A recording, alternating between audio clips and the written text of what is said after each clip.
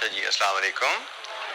हमारी डिस्कशन चल रही थी जी लेबर के एरिया पे, और उसमें हमने कुछ क्वेश्चंस देखे। कल हमने फास्ट पेपर क्वेश्चन देखा था, क्वेश्चन नंबर 5 किताब से। तो कोई इशू कल की डिस्कशन से, कोई मसला मसाइल? अच्छा जी, क्वेश्चन नंबर 5 कल देखा था, आज एक और क्वेश्चन है, क्वेश्चन नंबर 7। बड़ी इनकी सिमिलैरिटी काफ़ी ज़्यादा है दो क्वेश्चन की। वो आपको क्वेश्चन नंबर 7 की शक्ल देखते ही चेहरे से अंदाज़ा हो जाएगा उसके। क्वेश्चन नंबर 5 जैसे हमने देखा था, दैट वाज फ्रॉम स्प्रिंग 11। तो इसकी शक्ल देखिए और क्वेश्चन नंबर 7 की शक्ल देखिए तो शक्ल तो बिल्कुल एक जैसी है, जुड़वा भाई लग रहे हैं। इधर क्या क्वेश्चन 7, ये जी क्वेश्चन 7। तो ये देखिए जी बिल्कुल वैसे ही है, लग रहा सवाल। लेकिन एक इंटरेस्टिंग बात, क्वेश्चन 5 कितने नंबर का था? 8 नंबर का सवाल है। काम लगभग उतना ही है, चीजें सब ऐसी हैं। पढ़ते हैं, पढ़ते हुए तो मुझे आखिरी जुमले से पहले लगा बिल्कुल कॉपी कर दिया अगले ने।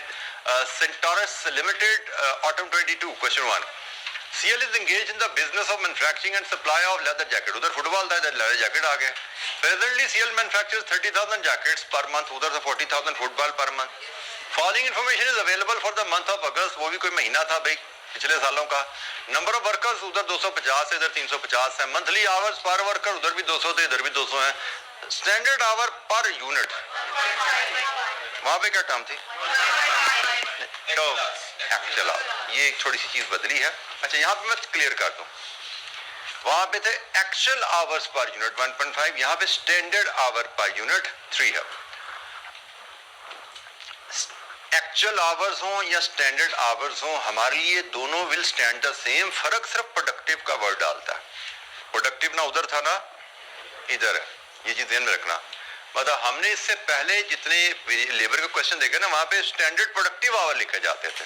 तब आपने इसको प्रोडक्टिव नहीं पढ़ लेना, ये प्रोडक्टिव आवर नहीं है, ये भी टोटल आवर ही है। जैसे एक्चुअल आवर टोटल होते हैं ना, ये भी टोटल या ग्रॉस कह लें, ये भी ग्रॉस आवर ही है। ठीक है, प्रोडक्टिव का वर्ड लगेगा तो प्रोडक्टिव समझा जाएगा, बट अदरवाइज आपने सही समझा कि इसको स्टैंडर्ड पढ़ो या एक्चुअल पढ़ो, हमारे लिए एक्चुअल ये फुल आवर्स है 3। Normal wage rate 150, over time rate per hour 250, उधर प्रीमियम दिया गया था, रेट ही दे दिया गया सीधा। Variable overhead rate 120। In order to reduce conversion cost, CL's management is evaluating following two wage incentive plans. Option number 1, introduce a piece rate system 500 expected to make workers 15% more efficient. Slightly different यहाँ पे किया, उधर से 65 से 78 पे चले जाएंगे, इधर किया 50%, 15% more efficient हो जाएंगे। तो हम देखते हैं इससे हमारी कैलकुलेशन में क्या फर्क पड़ने वाला है। Option 2, introduce a bonus of 50 rupees per unit if unit is completed within 90% of the standard time। 90% of the standard time में अगर यूनिट्स कंप्लीट हो जाएंगे तो आप 50 रुपीज पर यूनिट बोनस दोगे। It is expected that after introduction of the bonus 70% units will be completed within 90% of the standard time। मतलब 70% units पे आपको बोनस देना पड़ेगा। बोनस है टाइम सेव के ऊपर, ठीक है, टाइम सेव के ऊपर बोनस है 50 रुपीज पर यूनिट के हिसाब से। Requirement is the same, evaluate the above options and advise the most beneficial option। तो यहाँ पे हमने काम वही करना है जो हमने कल किया था कि करंट ऑप्शन, ऑप्शन 1, ऑप्शन 2 में कन्वर्जन कॉस्ट निकालनी है। तीनों ऑप्शन में हम कन्वर्जन कॉस्ट निकालेंगे, और चूंकि मंथली डाटा है, मंथली कन्वर्जन कॉस्ट बनानी है हमने। तो इसमें जो तो कहानी है करंट की और ऑप्शन 1 की, करंट की तो पहले अपनाओ ना मुझे जरा, करंट की फटाफट खुद बना के दिखाओ मुझे। करंट ऑप्शन के तहत फॉर्मेट इसका बिल्कुल वही कल वाला ही रखते हैं। क्वेश्चन नंबर 7 हम तीन ऑप्शन है, करंट, ऑप्शन 1, ऑप्शन 2।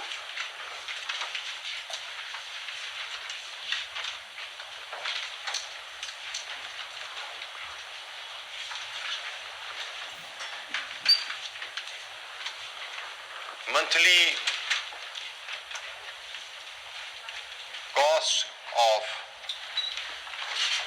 कौन सी, एक तो लेबर और एक वेरिएबल ओवरहेड्स, और यहां से लेंगे मंथली कॉस्ट ऑफ कन्वर्जन, और फिर बताएंगे बेहतर ऑप्शन कौन सी है जो कि यकीनन सबसे चीप होगी, that will be the best option. जी फटाफट कैलकुलेट कीजिए और बताइए करंट स्कीम के तहत हमारी मंथली लेबर कॉस्ट क्या बनती है।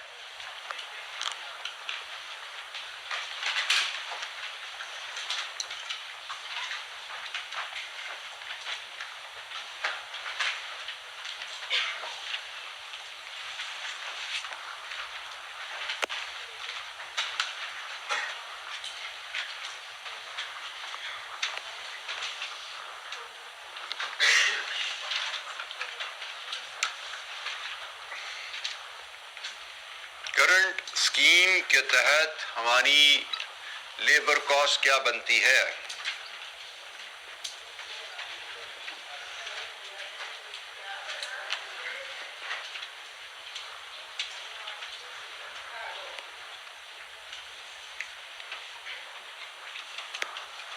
मंथली कितने आवर्स चाहिए हमें प्रोडक्शन कंप्लीट करने के लिए?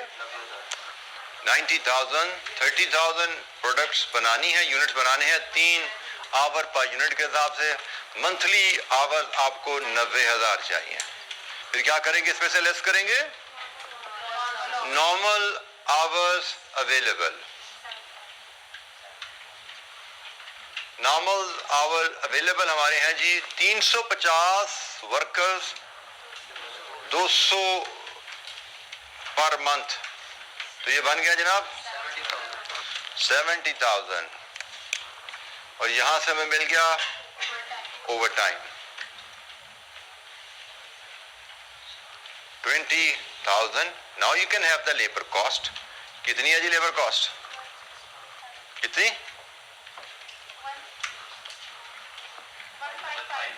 155,000 लीजिए जी 15.5 मिलियन ये हमारी लेबर कॉस्ट है। कैलकुलेट करके देख लीजिए, किसी बच्चे को दिक्कत है तो पूछिए। नॉर्मल आवर 70,000 है, वो पे होंगे नॉर्मल रेट 150 पे। ओवर टाइम आवर्स 20,000 है, वो पे होंगे ओवर टाइम रेट 250 पे।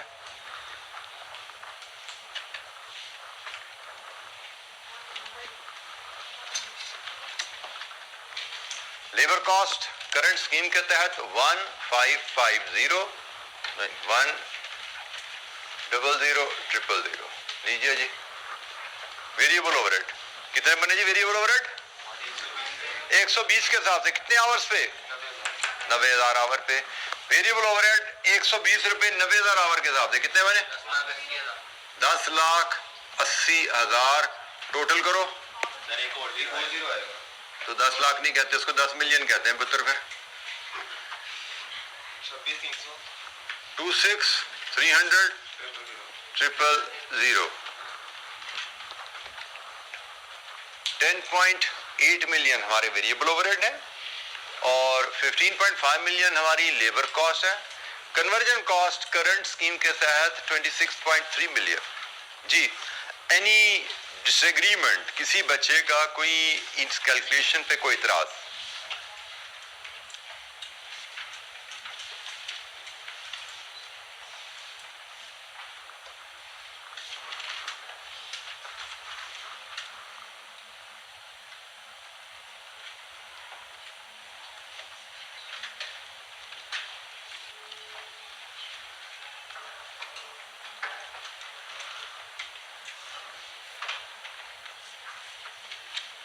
कैलकुलेशन में कोई हेल्प चाहिए पूछिए। मैंने सारी कैलकुलेशन बोर्ड पे नहीं की क्योंकि ये सिमिलर कैलकुलेशन है जो कल हमने की थी, इसलिए मैंने सिर्फ वैल्यूज लिखी हैं। एक आध कैलकुलेशन आपसे शेयर कर ली, बट किसी बच्चे को कोई हेल्प चाहिए तो पूछिए।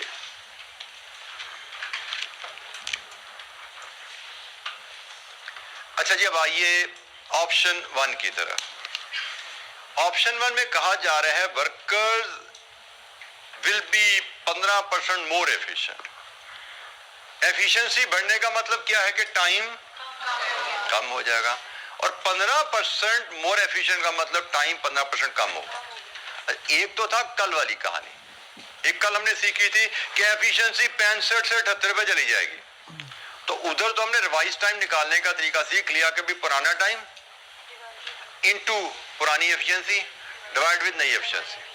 अगर एफिशिएंसी रिवाइज हो रही है तो रिवाइज टाइम निकालने का तरीका existing time into existing efficiency divide with revise efficiency.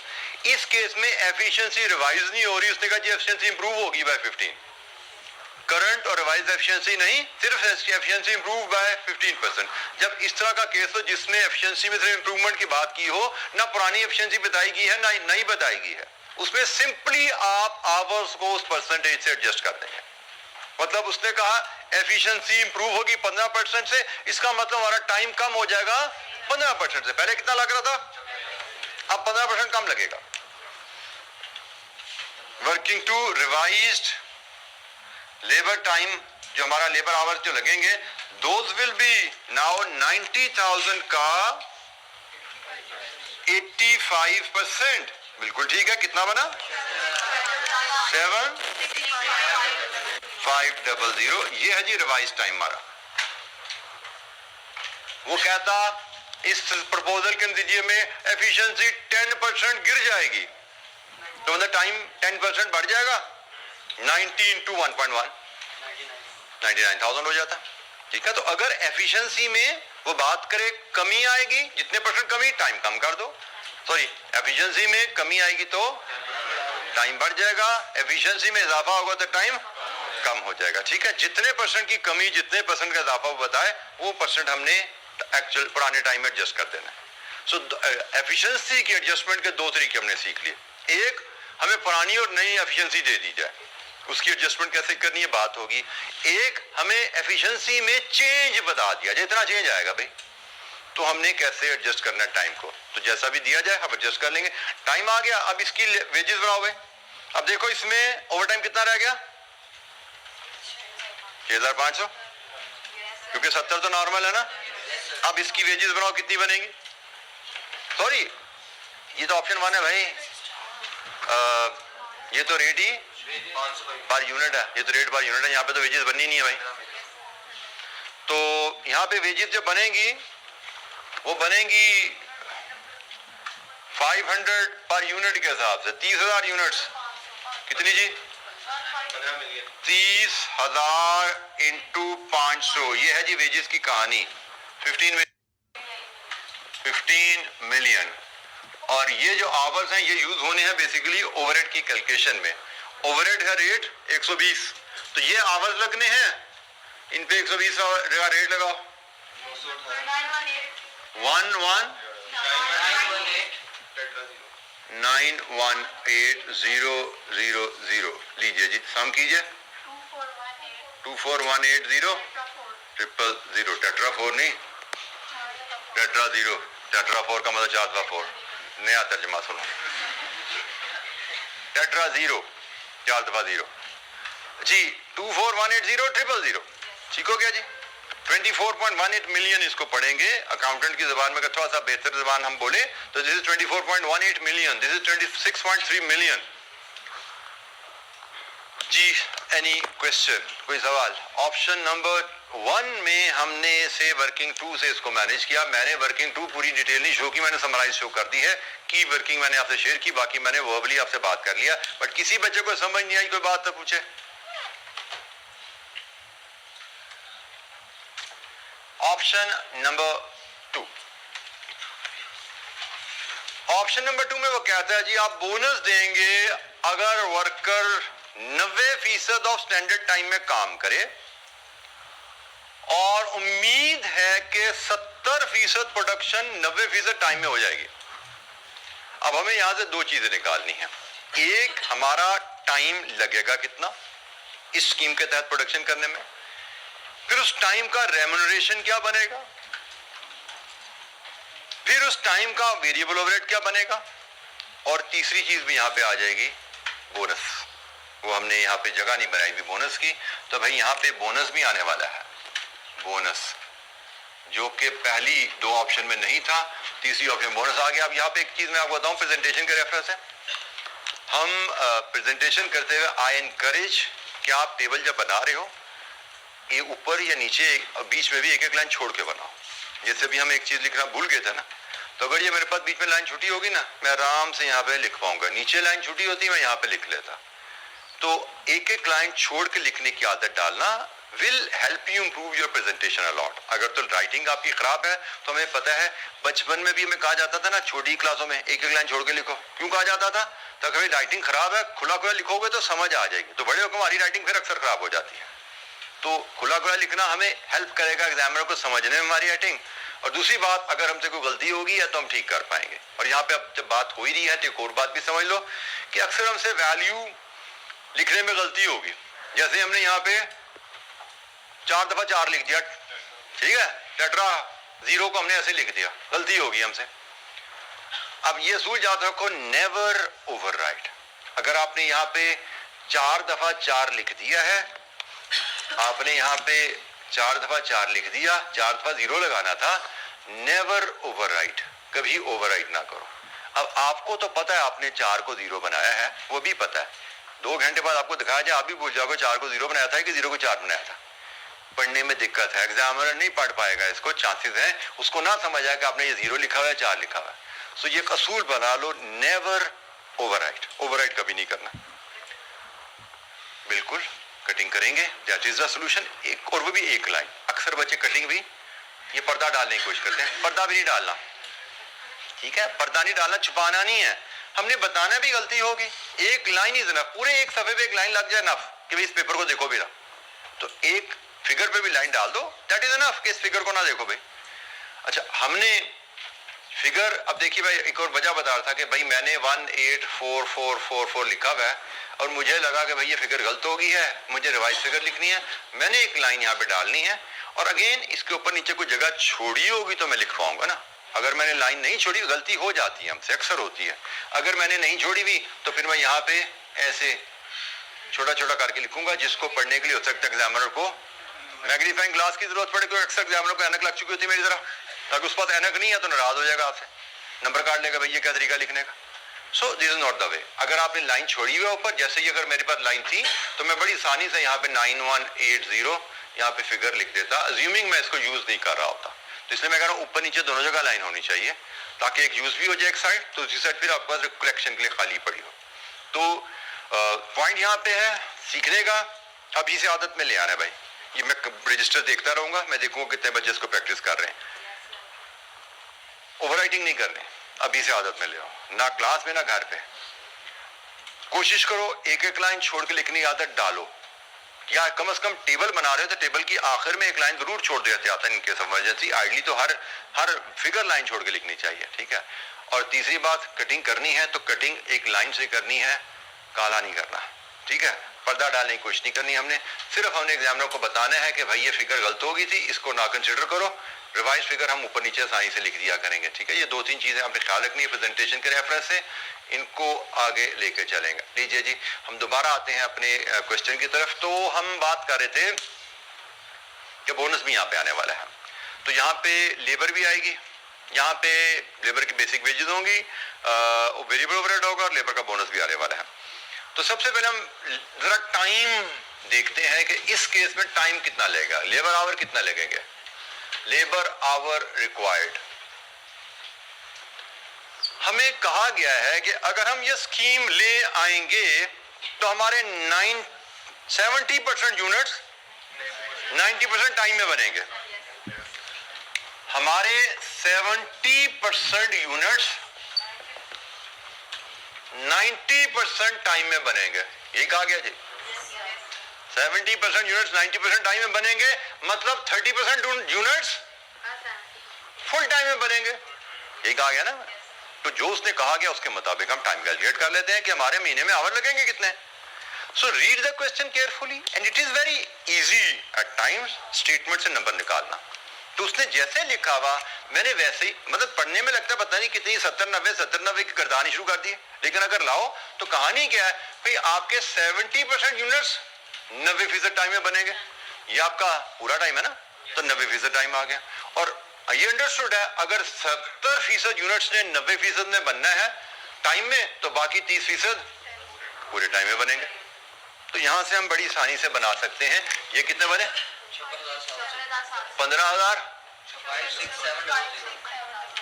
56700 और ये बने 27,000 टोटल हो गया।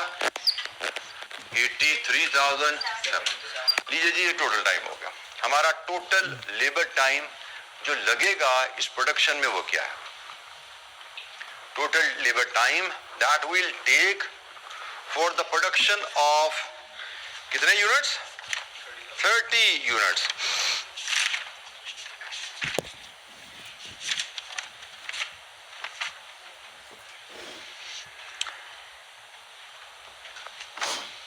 अच्छा जी, हमारे पास आवर्स आ गए हैं।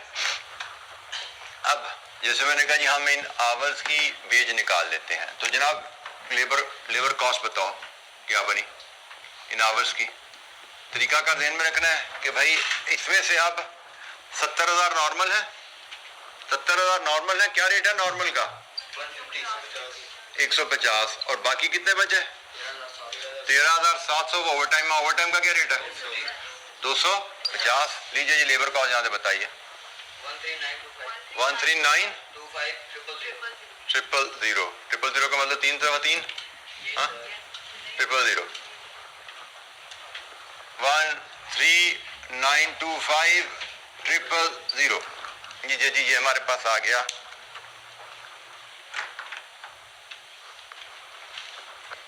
Labour cost. अब हमें वेरिएबल ओवरहेड चाहिए। तो वेरिएबल ओवरहेड तो बड़ा सिंपल है। जितने आवर्स लगे 83,700, रेट क्या है? 120। क्या बना? 10.044 मिलियन।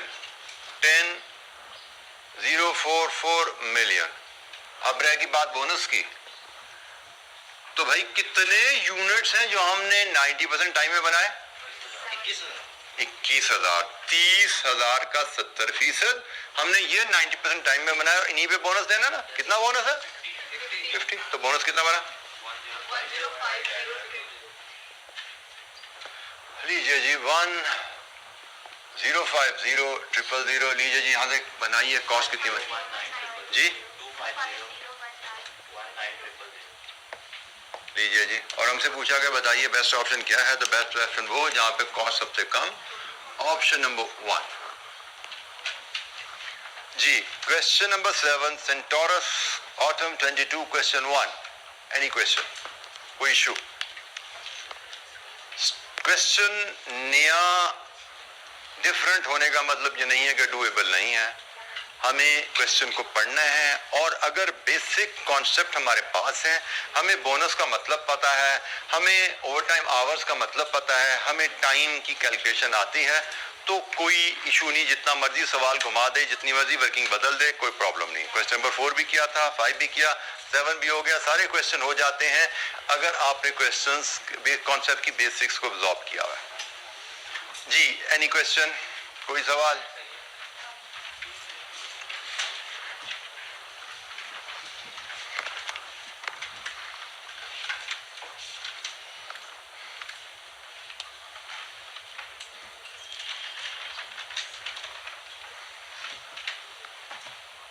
इस क्वेश्चन में ऑटम 23 में भी इस सीरीज से क्वेश्चन आया हुआ है, जिसको मैंने अभी टच नहीं किया। जैसे मैंने आपको कहा कि आई वुड लाइक कि वो आप ये क्वेश्चन पूरा ही अपने पास पढ़ा रहने दीजिए, और लास्ट मंथ में इसको एज अ मॉक अटेम्प्ट कीजिएगा ऑटम 23 को भी, जो कि एक चैलेंजिंग क्वेश्चन रहा एवरेज स्टूडेंट्स के लिए। लेकिन जैसे हमने कल डिस्कस किया था कि बात अल्हम्दुलिल्लाह हमारे कॉलेज में, जब मैंने, बल्कि आपसे मैं ये सवाल पूछ नहीं पाया, मैं नेक्स्ट क्लास में गया, वहाँ पे मैंने बच्चों से पूछा था कि आप अपने इर्द गिर्द, आई कैप का रिजल्ट का ना देखो, इर्द गिर्द जिन लोगों से मिले हो उनसे मिलने की बेसिस में मुझे बताओ कि बेस्ट रिजल्ट किस सब्जेक्ट का रहा। तो cost and management accounting, cap 3 जो बच्चों का, उन्हें तकरीबन कोई, वो भी फुल क्लास भरी हुई थी, उन सब का कमेंट एक यूनानिमस डिसीजन ये था, ऑब्जर्वेशन ये थी मैं कहूँगा कि कॉस्ट का रिजल्ट शायद बेस्ट रहा है। आई कैप पे बेशक 23 नजर आ रहा है, लेकिन परफॉर्मेंस वाइज देखा जाए तो that is the best result. तो इंशाल्लाह डाटा भी जैसे कंपाइल होगा आपसे शेयर करेंगे। तो ये जनाब हमारी लेबर का चैप्टर की कहानी खत्म हुई। एक फिलहाल ट्रेंड को देखते हुए एक इंपॉर्टेंट चैप्टर था जिसको हमने कवर किया, और अब हमें मूव करना है नेक्स्ट चैप्टर की तरफ, चैप्टर नंबर 6 की तरफ, which is marginal absorption costing. इन दोनों टर्म से हम फेमिलियर हैं बाय द वे जी। एनी क्वेश्चन लेबर के चैप्टर से, इस वर्किंग से किसी बच्चे के ध्यान में कोई सवाल? Any question? लेबर कॉस्टिंग के चैप्टर से कोई सवाल? जी बेटा। सर इसमें क्वेश्चन नंबर 2 जो है सर यहाँ पे उन्होंने 80 पीसेस दिए 100% एफिशिएंसी पे 80 पीसेस दिए हैं जी 100% एफिशिएंसी का नंबर 2 में 80 यूनिट्स बनाना है एक दिन में। जी तो देखिए ना इन्होंने कहा कि 10 से 60 के 60 से 110 10% इंटरवल पे चलते जाएं। तो ये 48 56 बेटा अगर 100% 80 है तो 90% क्या हुआ? 80 का 90 80 बेटा ये अगर 100% है तो 90% क्या होगा? 72 80% क्या होगा? 64 70% क्या होगा? 60% क्या होगा? ठीक है, उसको बेस करके चले। जी एनी क्वेश्चन? कोई सवाल लेबर कॉस्टिंग के चैप्टर से? अच्छा जी, मार्जिनल एंड एब्जॉर्प्शन कॉस्टिंग एक हल्का फुल्का सा चैप्टर। हम मार्जिनल कॉस्ट की टर्म से फेमिलियर हैं, एब्जॉर्प्शन कॉस्ट की टर्म से फेमिलियर हैं। हमने प्रीवियस किसी चैप्टर में ओवरहेड के चैप्टर में गालिबन बात ये हुई थी, ओवरहेड में हुई थी या उससे पहले हुई थी? ओवरहेड में हुई थी कि जी marginal cost of a product से मुराद है वेरिएबल प्रोडक्शन कॉस्ट और absorption cost of the product से मुराद है full production cost, variable plus fixed. ठीक है, इकट्ठा कर दें, इसको हम फुल प्रोडक्शन कॉस्ट कहते हैं। तो हमने मार्जिनल कॉस्ट, एब्जॉर्प्शन कॉस्ट दो टर्म्स को पढ़ा हुआ है। इस चैप्टर में हमने पढ़ना क्या है? मार्जिनल एंड एब्जॉर्प्शन कॉस्टिंग के चैप्टर में मार्जिनल एंड एब्जॉर्प्शन कॉस्टिंग के चैप्टर में बेसिकली हमने पीएनएल बनाना सीखना है। मतलब कोई बहुत बड़ी रॉकेट साइंस इस चैप्टर में नहीं आने वाली। हमने पीएनएल बनाना सीखना है, और वो भी अगर हम इन्वेंट्री वैल्यूएशन मार्जिनल कॉस्ट के असूल पर करें तो हमें पीएनएल कैसे प्रेजेंट करना है, और अगर हम इन्वेंट्री वैल्यूएशन एब्जॉर्प्शन कॉस्टिंग के असूल पर करें तो हमें पीएनएल कैसे प्रेजेंट करना है।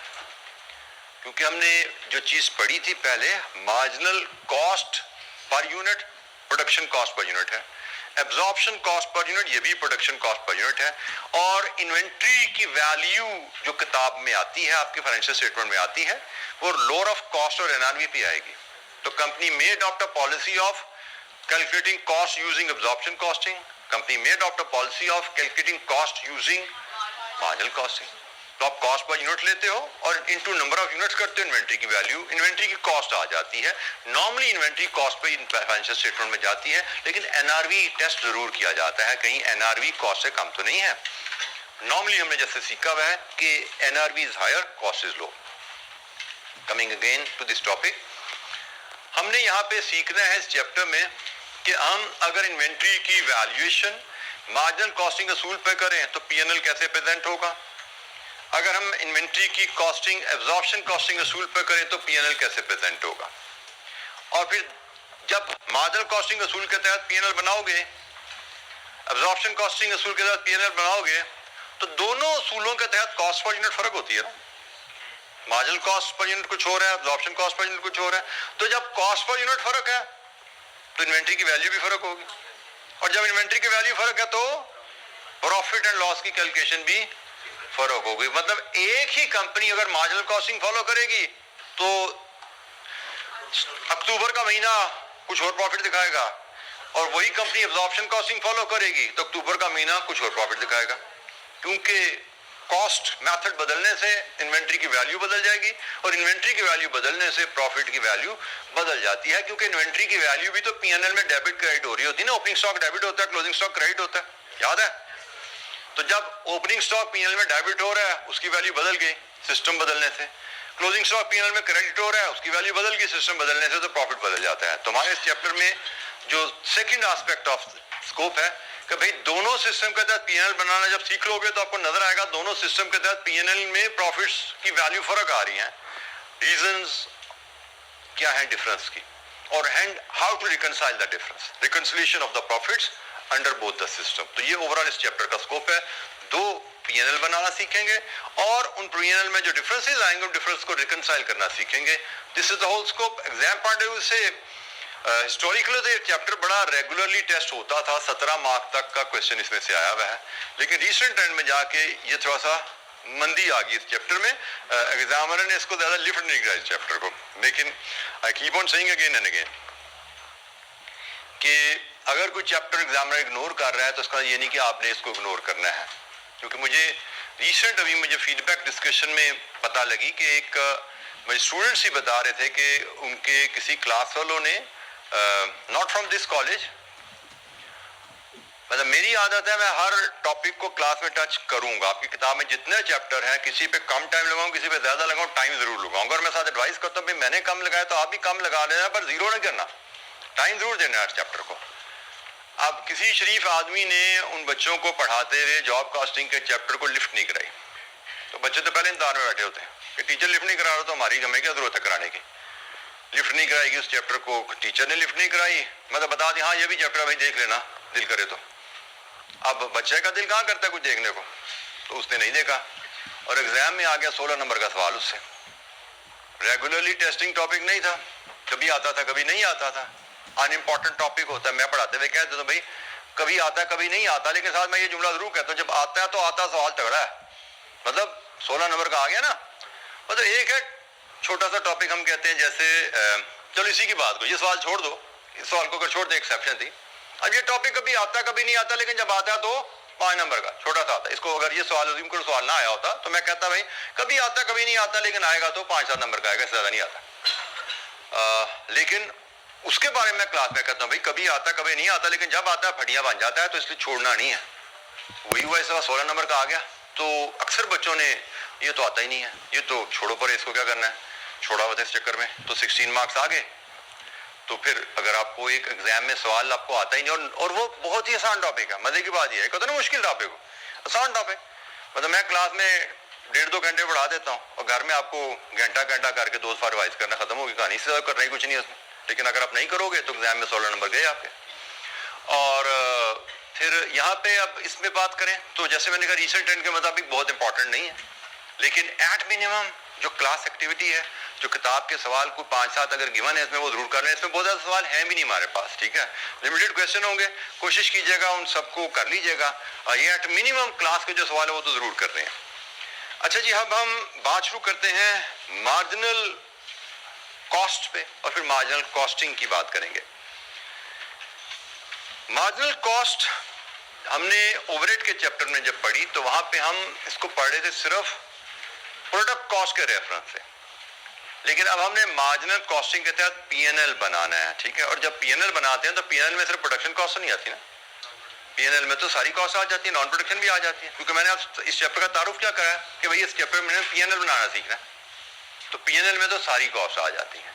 तो फिर मार्जिनल कॉस्ट की डेफिनेशन थोड़ी ब्रॉड हो जाती है कि marginal cost mean variable cost, all variable cost. Marginal cost of production मतलब प्रोडक्शन की वेरिएबल कॉस्ट, जिसमें आपका डायरेक्ट मटेरियल आ जाएगा, जिसमें डायरेक्ट लेबर आ जाएगी, जिसमें डायरेक्ट एक्सपेंसेस आ जाएंगे, इसमें वेरिएबल प्रोडक्शन ओवरहेड भी आ जाएंगे। And marginal cost of sales मतलब ओवरऑल सारी वेरिएबल कॉस्ट इकट्ठी करो, तो direct material, direct labour, direct expenses, variable production overheads, other variable cost, मतलब सेलिंग एडमिन में भी कोई वेरिएबल कॉस्ट है तो वो भी डाल दो।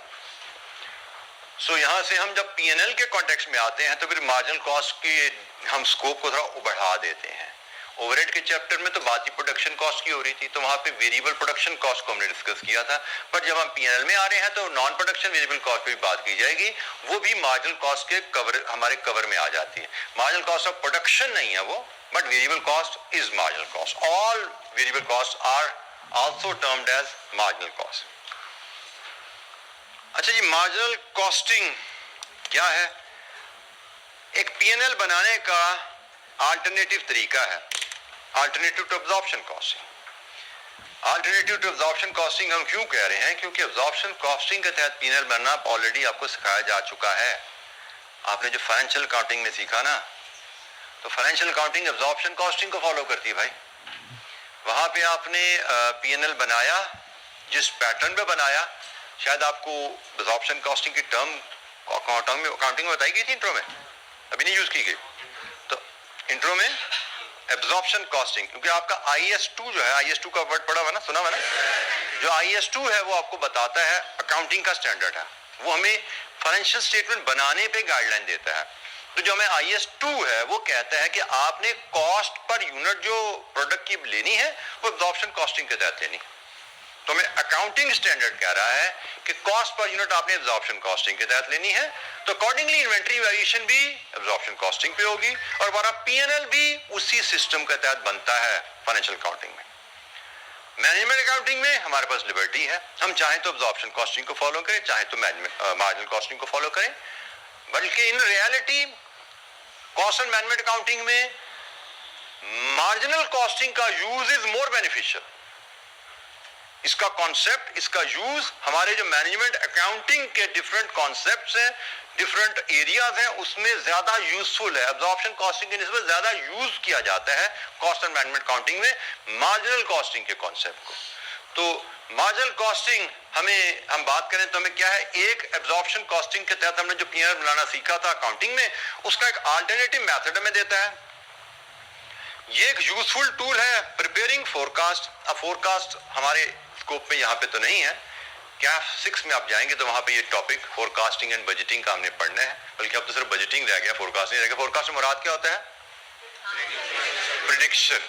ठीक है, आप अपने बिजनेस के किसी फ्यूचर पीरियड के रिजल्ट्स प्रिडिक्ट करना चाहते हो तो उस प्रिडिक्शन में भी कि जी मैं दिसंबर के महीने में कितना मुनाफा कमाऊंगा, अगर आप प्रिडिक्शन करना चाहते हो based on your past experience, तो उस प्रिडिक्शन के लिए भी आपको मार्जिनल कॉस्टिंग के कॉन्सेप्ट को यूज करना पड़ता है। कैसे, ये हम पढ़ेंगे जाके CAF 6 में, फिलहाल हमारे स्कोप में नहीं है। It is also used in determining minimum sales volume to achieve break even point. Break even point से आप लोग फेमिलियर हैं, QM में आपको ये टर्म सिखाई गई है।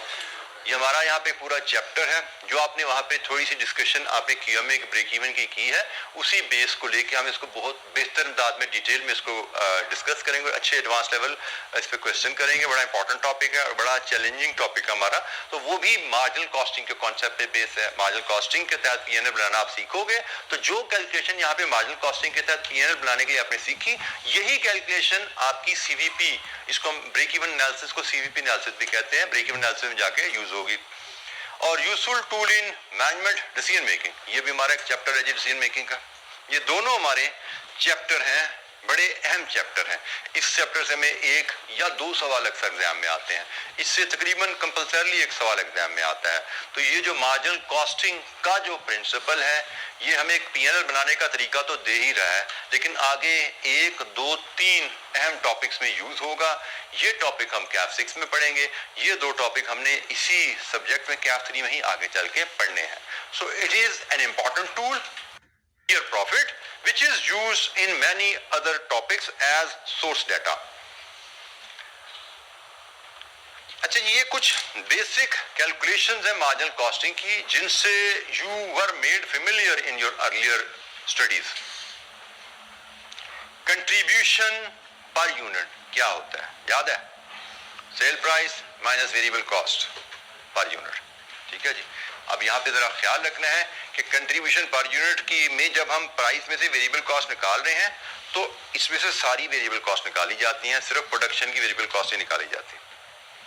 ये बात मैं स्टिल रिकॉल, मैंने अभी भी QM में भी कहीं डिस्कस की, वहां पे भी ये बात यकीन जुमला बोला जाता है कि भाई जब आपने प्राइस में से वेरिएबल कॉस्ट लेस करनी है तो प्राइस में से सारी वेरिएबल कॉस्ट लेस करनी है। वो प्रोडक्शन की है या नॉन प्रोडक्शन की है? नॉन प्रोडक्शन की वेरिएबल कॉस्ट क्या हो सकती है? फॉर एग्जाम्पल प्रोडक्शन कॉस्ट तो होगी ना, material, direct material, direct labour, ये प्रोडक्शन की वेरिएबल कॉस्ट है, प्रोडक्शन की वेरिएबल कॉस्ट है। नॉन प्रोडक्शन वेरिएबल कॉस्ट कौन सी है? For example commission, sales commission. आपकी सेल्स कमीशन है जी, हम कमीशन देंगे 2 रुपया पर यूनिट, तो पर यूनिट हो गया ना, वेरिएबल हो गया। तो ये नॉन प्रोडक्शन की वेरिएबल कॉस्ट है। जब हम कंट्रीब्यूशन कैलकुलेट करते हैं तो सेल प्राइस में से सारी वेरिएबल कॉस्ट लेस की जाती है, वो प्रोडक्शन है या नॉन प्रोडक्शन। ठीक है, फिर हम टोटल कंट्रीब्यूशन लेना है। टोटल कंट्रीब्यूशन लेने का तरीका है कि contribution per unit into unit sold, या alternatively total revenue minus total variable cost. हम ऐसे भी टोटल कंट्रीब्यूशन ले सकते हैं। ठीक है, हम ऐसे ले लें, ऐसे ले लें, दोनों तरीके से आता है। और प्रॉफिट कैलकुलेट करना है तो total contribution minus total fix cost. और यहाँ पे ख्याल रखना है, फिक्स कॉस्ट जब लेस कर रहे हो तो इसमें प्रोडक्शन नॉन प्रोडक्शन सारी यहाँ लेस होनी है। प्रोडक्शन नॉन प्रोडक्शन सारी यहाँ पे लेस होगी तो आपके पास प्रॉफिट आ जाता है। बाय द वे हमारे पास पेपर में स्प्रिंग 22 में एक सवाल आया हुआ 4 नंबर का, ये कि अजम्पशंस इन मार्जिनल कॉस्टिंग क्या है।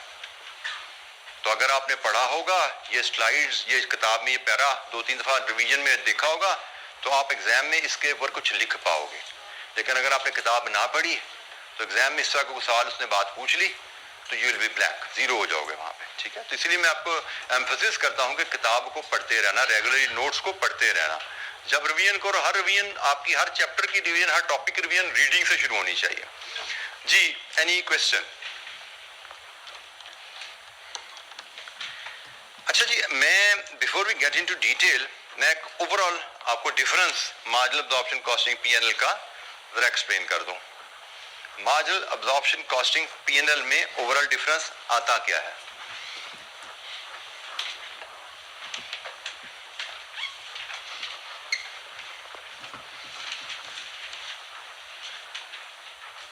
बारीकियां तो प्रॉफिट की कैलकुलेशन की हम जैसे जैसे आगे सवालों में चलेंगे डिस्कस करेंगे, लेकिन एक ओवरऑल पिक्चर आपके सामने अगर मैं रखूं, एक चीज हमने अभी यहाँ पे प्रॉफिट लॉस मतलब बल्कि इससे भी हट के देखें, हमने बेसिक अगर प्रॉफिट कॉन्सेप्ट देखे, बेसिक प्रॉफिट का कॉन्सेप्ट क्या है?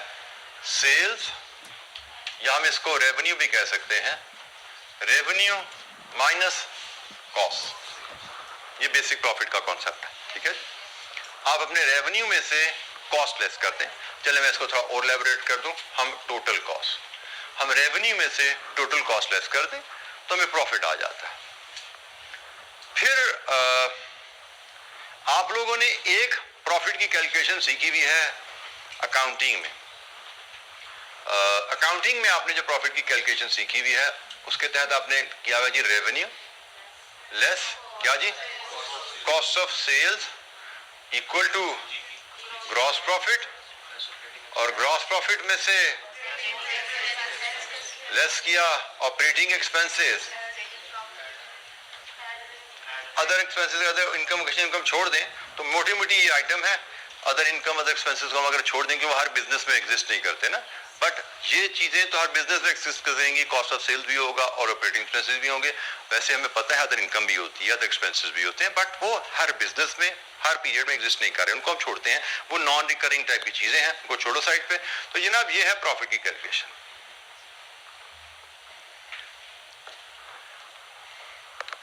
इसमें मैं एक थोड़ी सी एलैबोरेशन ऐड करूं जो कि आप लोग बोलने में शायद मुझे लगा मिस करके बताया तो जरूर किया होगा आपको, कि ये जो कॉस्ट ऑफ सेल्स है ना, ये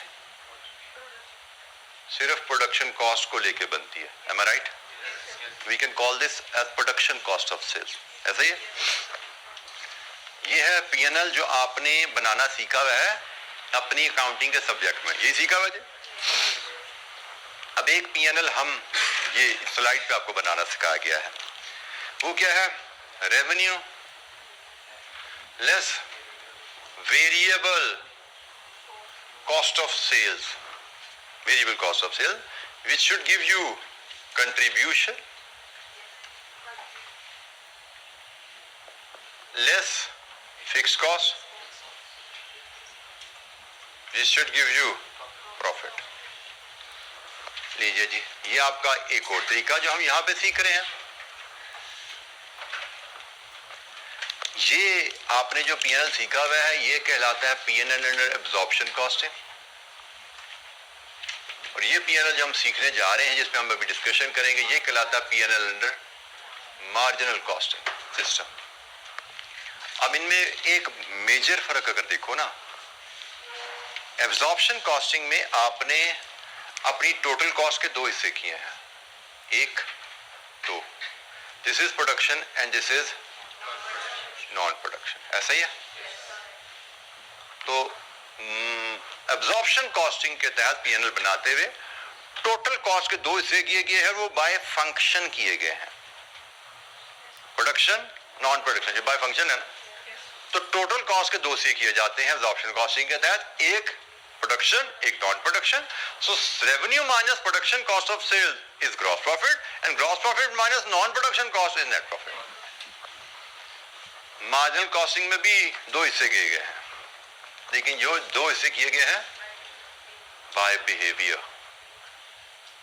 इधर भी टोटल कॉस्ट के दो हिस्से हैं भाई, बट ये बाय फंक्शन है। यहाँ भी टोटल कॉस्ट के दो हिस्से हैं, बाय बिहेवियर। मतलब वेरिएबल कॉस्ट प्रोडक्शन की, नॉन प्रोडक्शन की इधर डाल दो, फिक्स कॉस्ट प्रोडक्शन की, नॉन प्रोडक्शन की इधर डाल दो, ठीक है। तो revenue minus all variable cost is contribution, contribution minus all fix cost is profit. और यहाँ पे क्या कर रहे हो कि भाई जो प्रोडक्शन की कॉस्ट है वेरिएबल है या फिक्स्ड है, इधर डाल दो, और जो नॉन प्रोडक्शन की कॉस्ट है वेरिएबल है या फिक्स्ड है, इधर डाल दो। तो से revenue minus production cost of sales gross profit, gross profit minus non production cost is net profit. तो मेजर डिफरेंस दोनों का ये है। प्रॉफिट्स की मैंने इसको लिंक कर दिया आपके चैप्टर 1 के नॉलेज के साथ, कॉस्ट क्लासिफिकेशन के साथ। एब्जॉर्प्शन कॉस्टिंग में भी कॉस्ट के दो हिस्से हैं, मार्जिनल कॉस्टिंग में भी कॉस्ट के दो हिस्से किए हैं, क्योंकि प्रॉफिट तो मेनली सेल्स माइनस कॉस्ट है। मसला इस कॉस्ट के तकसीम का है। एब्जॉर्प्शन कॉस्टिंग कहती है इस कॉस्ट के दो हिस्से करो, प्रोडक्शन नॉन प्रोडक्शन, इस तरह प्रेजेंट करो। मार्जिनल कॉस्टिंग कहती है इस कॉस्ट के दो हिस्से करो, वेरिएबल और फिक्स, इस तरह प्रेजेंट करो। अल्टीमेटली हम प्रॉफिट पे ही आ रहे हैं, बट डेफिनेटली जब हम डिफरेंट कॉस्टिंग सिस्टम फॉलो करेंगे प्रॉफिट्स फर्क आ जाएंगे। क्यों?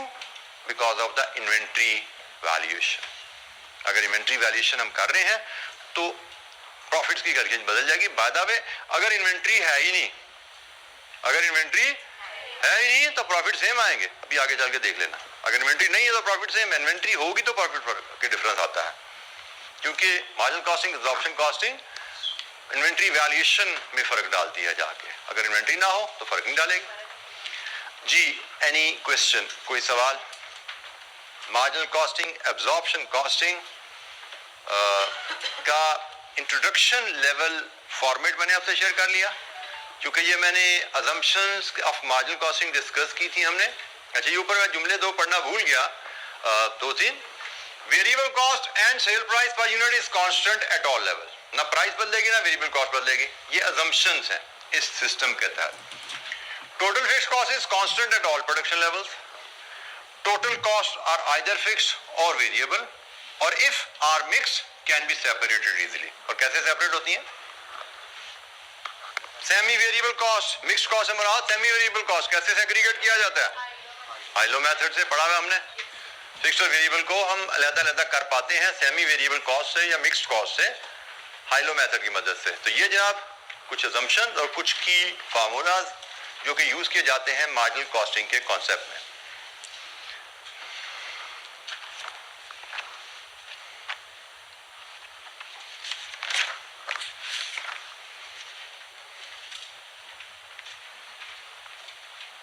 अच्छा जी, अब छोटी सी दो तीन कैलकुलेशंस हैं मार्जिनल कॉस्टिंग के प्रिंसिपल पे। इलस्ट्रेशन 1, मार्जिनल कॉस्टिंग के प्रिंसिपल पे कुछ छोटी छोटी सी calculation. Brunner Limited makes only one product, the cost card of which is this. Cost card से मुराद होता है cost per unit की कैलकुलेशन। cost card से मुराद है cost per unit की कैलकुलेशन।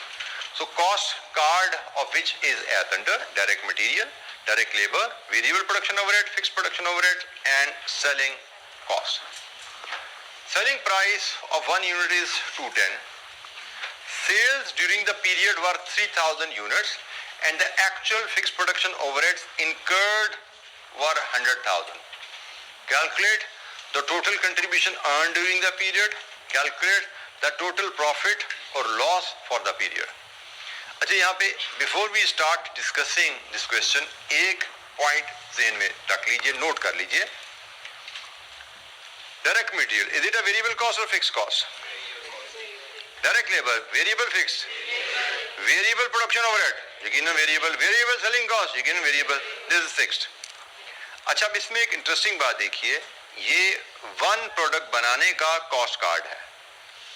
क्या कभी फिक्स कॉस्ट एक यूनिट बनाने के लिए इनकर होती है? होती है। फिक्स कॉस्ट, मेरा सवाल दोबारा सुनो, क्या फिक्स कॉस्ट कभी एक यूनिट बनाने के लिए इनकर होती है? इनकर से मुराद खर्च होती है? यस वाला कौन है भाई? जो आप एक्सप्लेन करें कैसे खर्च होती है। जी बेटा एक्सप्लेन करें कैसे खर्च होती है। मतलब एक यूनिट पर यूनिट, एक यूनिट बनाने के लिए अलहदा से फिक्स कॉस्ट खर्च होती है? The answer is no. एक यूनिट बनाने के लिए, जैसे ये एक यूनिट बनाने के लिए 40 रुपए है, 2 यूनिट बनाने के लिए क्या 80 होंगे, 3 यूनिट बनाने के लिए क्या 120 होंगे? The answer is no. अच्छा, फिक्स कॉस्ट कभी भी पर यूनिट इनकर नहीं होती, फिक्स कॉस्ट हमेशा पीरियड से लिंक होकर इनकर होती है। वो पर मंथ होगी, वो पर एनम होगी, वो पर यूनिट नहीं होती। हम इसलिए फिक्स कॉस्ट को पीरियड कॉस्ट भी अक्सर कहते हैं। Fix cost is also known as period cost, क्योंकि फिक्स कॉस्ट का ताल्लुक पीरियड से होता है। रेंट है पर मंथ है, पर एनम है, ठीक है, इंश्योरेंस है पर एनम है, ठीक है। सो फिक्स कॉस्ट को हम पीरियड कॉस्ट कहते हैं अक्सर, which is never incurred separately for each unit। इसके बारे में हम क्लियर हैं। only variable cost is incurred separately for each additional unit। उसकी डेफिनेशन ही है, हर यूनिट की जो इजाफी कॉस्ट अगर आ रही है तो वेरिएबल है, हर नए यूनिट के साथ नया खर्चा नहीं आ रहा तो फिर वो वेरिएबल नहीं है भाई। अच्छा, अब अगर कहीं फिक्स कॉस्ट पर यूनिट दी जाए जैसे यहां दी जा रही है, this does not make it variable. Fix cost per unit दे दी गई, इससे ये वेरिएबल नहीं हो जाती, ये फिक्स्ड ही है। बस हमें ये पता लग जाता है कि भाई फिक्स कॉस्ट अगर हमें पर यूनिट दी गई है तो ये कहां से आई होगी? चैप्टर 3 से, चैप्टर 3 से, ओवरहेड एब्जॉर्प्शन रेट से। फिक्स कॉस्ट हमने चैप्टर 3 में क्या पढ़ा था कि फिक्स कॉस्ट को ओवरहेड, फिक्स कॉस्ट को पर यूनिट कैसे बनाते हैं, और हमने सीखा था कि फिक्स कॉस्ट को पर यूनिट बनाने के लिए हम एब्जॉर्प्शन प्रोसेस को फॉलो करते हैं, जिसकी मदद से हम फिक्स कॉस्ट पर यूनिट का अंदाजा लगा पाते हैं। तो फिक्स कॉस्ट पर यूनिट लिख देने से ये वेरिएबल नहीं हो जाती। वेरिएबल कॉस्ट पर यूनिट होती है, खर्चा जेब से पर यूनिट निकलता है, फिक्स कॉस्ट पर यूनिट कभी नहीं जाता। और अगर हम लिख रहे हैं पर यूनिट तो ये OAR है, ये estimated fix cost per unit है, ये फिक्स कॉस्ट का खर्चा नहीं है पर यूनिट, ठीक है। This does not make it variable, ये फिक्स्ड ही रहेगी। अच्छा जी, अब हम चलते हैं आगे रिक्वायरमेंट की तरफ। रिक्वायरमेंट है जी number 1, calculate total contribution earned. अभी हमने पिछली स्लाइड पे की क्वेश्चन पढ़ी थी टोटल कंट्रीब्यूशन की, बल्कि 2 पढ़ी थी, लेकिन हम एक क्वेश्चन पहले की बात करें। क्या था? यूनिट्स, बल्कि कंट्रीब्यूशन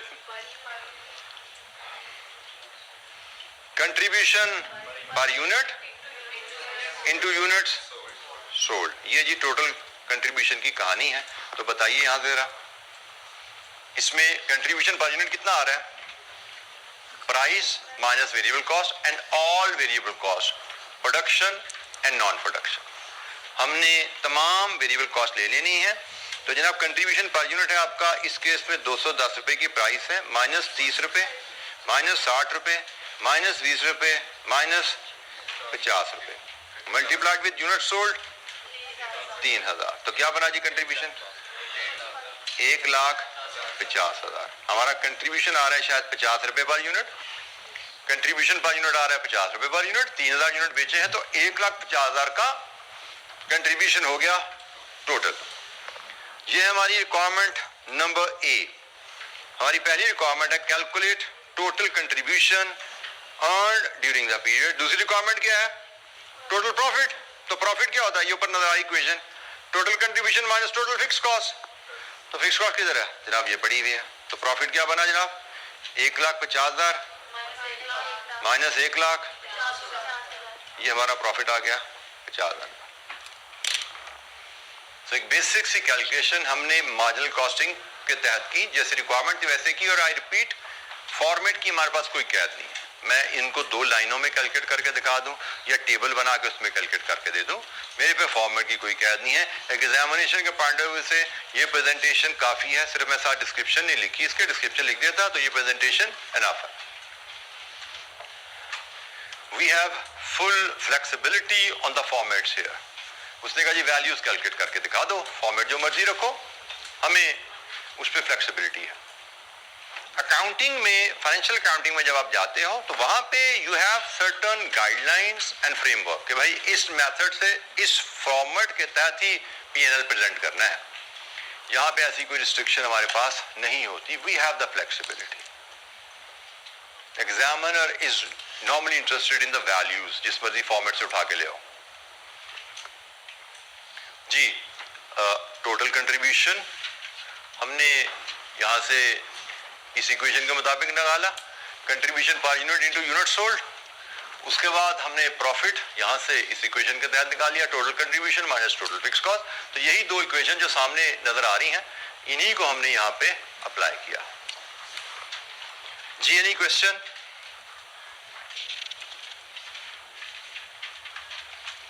अच्छा जी, एक और इलस्ट्रेशन देखते हैं जी। नेक्स्ट इलस्ट्रेशन हमारे स्कोप में जो आ रही है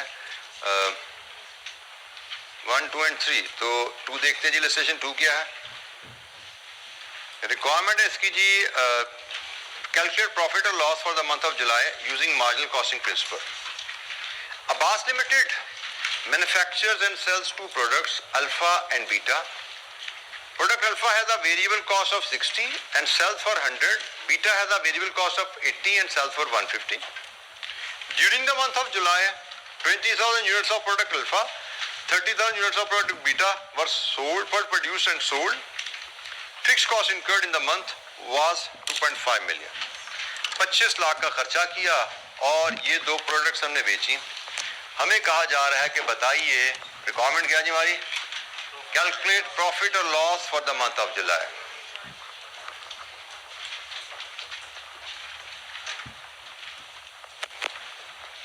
प्रॉफिट और लॉस मार्जिनल कॉस्टिंग के तहत हमारे पास लिबर्टी है जी, हम जैसे मर्जी प्रेजेंट करें, हमें जैसे कन्वीनियंट, जैसे एफिशिएंट लगे हम प्रेजेंट कर सकते हैं। हम चाहें तो illustration number 2, revenue less variable cost total contribution less fix cost, यहां से प्रॉफिट पे आ जाए।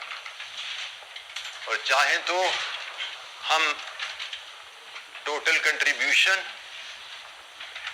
लेस फिक्स कॉस्ट, यहां से प्रॉफिट ले आए। ये अब हम पे है कि हम कैसे प्रेजेंट करते हैं। वी हैव फुल लिबर्टी, दोनों फॉर्मेट्स आर एक्सेप्टेबल। और मैंने जैसे आपसे कहा कि अगर आप लाइंस में दोनों फॉर्मेट पे आपका पीएनएल कैलकुलेट करके आपके सामने प्रेजेंट करता हूं, देन वी विल सी कि कौन सा एफिशिएंट है, किसको लेके चलना चाहिए। मैंने आपसे एक बात की भी है कि भाई एक एक लाइन छोड़ के लिखना इज एडवाइजेबल। और दूसरी बात, इस टेबल में यहाँ पे डिस्क्रिप्शन है, एक्सट्रीम राइट साइड पे वैल्यूज का कॉलम आ गया, ये सारी जगह भी मेरे पास अवेलेबल होगी। मैंने एक एक लाइन छोड़ी हुई है और मैंने ये पूरा पेज खाली रखा अपने पास, फिगर्स मैंने इस कॉर्नर पे आगे लिखनी है। ये सारा पेज मेरे पास वर्किंग के लिए अवेलेबल है। तो छोटी छोटी जो कैलकुलेशन है ना, मैं नंबर लगा के अगले पेज पे जाने की मुझे जरूरत नहीं पड़ेगी। जैसे मैं रेवेन्यू की बात करूं, रेवेन्यू क्या होता है? Price into unit sold. 2 products हैं, कौन कौन सी? अल्फा बीटा, दोनों के यूनिट्स मुझे पता है, दोनों की प्राइसेस पता है। तो जनाब अल्फा के यूनिट्स हैं 20,000, प्राइस 100, प्लस बीटा के यूनिट्स प्राइस 150। लीजिए जी, रेवेन्यू आ गया। मुझे वर्किंग लिख के आगे कैलकुलेशन दिखाने की जरूरत नहीं है, मैं यहीं पे दिखा दूं। ये एग्जाम पॉइंट ऑफ व्यू से बेहतरीन है। कितनी जी? 6.5 मिलियन। थोड़ा कॉलम में बड़ा कर लेता हूं, 6.5 मिलियन। लीजिए जी, मेरा रेवेन्यू आ गया। फिर मुझे वेरिएबल कॉस्ट चाहिए, वो मुझे गिवन है जी, पर यूनिट भी और यूनिट्स भी पता है। तो अल्फा की इसकी वर्किंग मैं यहीं पे करता हूं। 20,000 यूनिट्स अल्फा के, इसकी कॉस्ट 60। तीसरा यूनिट बीटा के, इसकी कॉस्ट 80। वेरिएबल कॉस्ट कितनी बनी? 3.6 मिलियन। लीजिए जी, रेवेन्यू में से कॉस्ट लेस किया, कंट्रीब्यूशन आ गया 2.9 मिलियन। इसमें से फिक्स कॉस्ट लेस किया, कितनी फिक्स कॉस्ट है? 2.5 मिलियन। 4 लाख हमारा प्रॉफिट बन गया। This is one presentation. चाहे तो ऐसा कर दें, चाहे तो हम स्मार्ट प्रेजेंट करें, छोटे फॉर्मेट में ले जाएं। जैसे टोटल कंट्रीब्यूशन कैलकुलेट करने का डायरेक्ट तरीका भी मेरे पास है, units into contribution per unit. तो अल्फा का कंट्रीब्यूशन कितना है पर यूनिट? अल्फा की प्राइस 100। मैं वर्किंग बिल्कुल अवॉइड कर रहा हूं, सब कुछ दिखा रहा हूं यहाँ पे, एग्जामिनर को सब कुछ नजर आए। Price minus 60। ये जनाब अल्फा की कहानी होगी। बीटा की कहानी 30,000 प्राइस माइनस, लीजिए जी, ये बीटा की कहानी होगी। तो यहाँ से टोटल कंट्रीब्यूशन आप बना लीजिए 2.9 मिलियन। तो वो कंट्रीब्यूशन जो आपने 2.9 मिलियन पहले भी कैलकुलेट किया था, 2.9 मिलियन पहले भी कैलकुलेट किया था पिछली प्रेजेंटेशन में भी, यहाँ पे भी ले लिया आपने। इधर भी कैलकुलेट किया था, इधर भी आ गया। इधर आपको 1 2 3 लाइन यूज करनी पड़ी थी, इधर एक लाइन में आ गया। Fix cost 2.5 million, profit 4 lakh. तो यहाँ पे तो 3 लाइनों में प्रॉफिट ही पूरा हो गया हमारा। बट एग्जाम में आप ऐसे प्रेजेंट करो, ऐसे प्रेजेंट करो, नंबर पूरे। तो हमें डेफिनेटली एफिशिएंट मेथड सीखना है। जो एफिशिएंट होगा उसकी तरफ जाएंगे। इस केस में ये एफिशिएंट है, दिस इज क्विक। यहाँ पे अगर हमारे 3 मिनट लगे हैं तो यहाँ पे 1.5 मिनट में सवाल खत्म हो गया। हमें 1 मिनट को कैलकुलेट करके चलना है जी। एनी क्वेश्चन, कोई सवाल? मार्जिनल कॉस्टिंग के तहत पीएनएल प्रेजेंट करना। मार्जिनल कॉस्टिंग के तहत जो बेसिक कैलकुलेशन है, contribution per unit, total contribution, profits, उस पर बात की और उनको लेके हमने 1-2 बेसिक कैलकुलेशन परफॉर्म की पीएनएल की। Any question?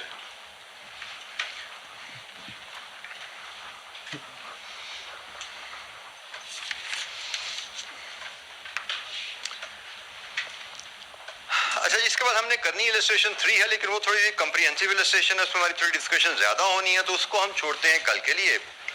तो आज के लिए इतना ही, बाकी इंशाल्लाह कल मिलेंगे तो इस डिस्कशन को कैरी करेंगे। इलस्ट्रेशन 3 करेंगे मार्जिनल की, और साथ ही कल ही हम एब्जॉर्प्शन कॉस्टिंग को भी डिस्कस कर लेंगे। ठीक है जी, इंशाअल्लाह। थैंक यू, अस्सलाम वालेकुम।